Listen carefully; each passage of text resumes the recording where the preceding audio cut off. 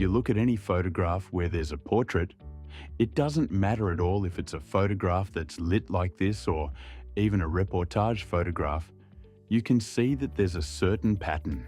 On each of these portraits, there is always one of the 3+1 lighting styles.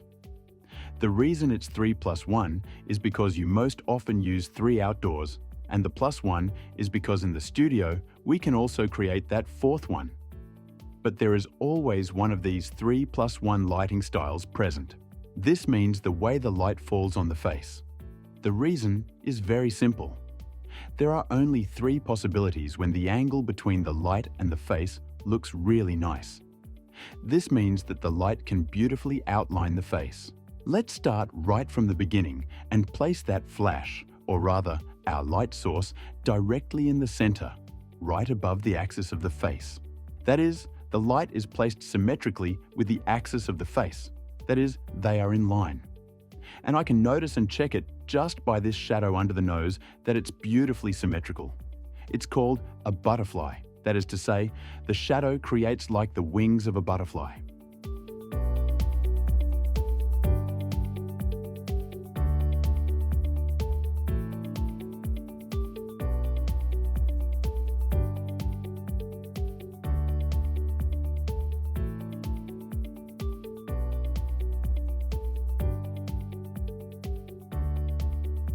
Of course, we can mess this up too, and that's by tilting it a little. We'll do that later. But the light coming too much from above, and now you see what happens when the shadow from the nose crosses the lips. Suddenly, it's not flattering anymore.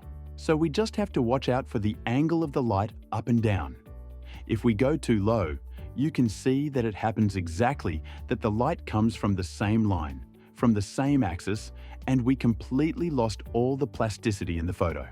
That said, the first way we can light a portrait or find the right angle of the light and the model's face is by getting it in line and having it beautifully symmetrical. When we tilt the light slightly to one side or the other, we can notice that the shadow from the nose changes direction. Now it moves a bit to the side and creates a shape like the Nike symbol, or a check mark, or loop. It's another type of lighting that really suits almost everyone.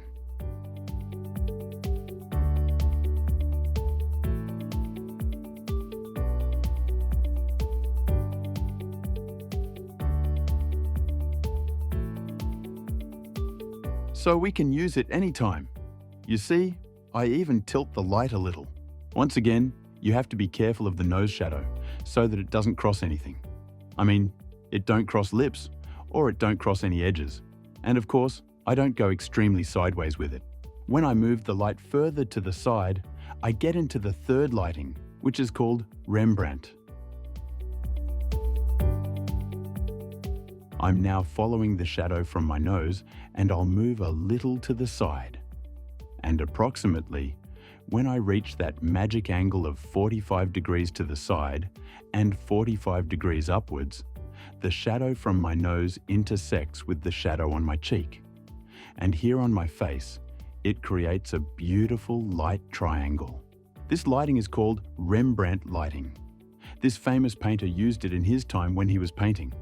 And it was for the sole reason that the window in the studio was located at approximately this angle.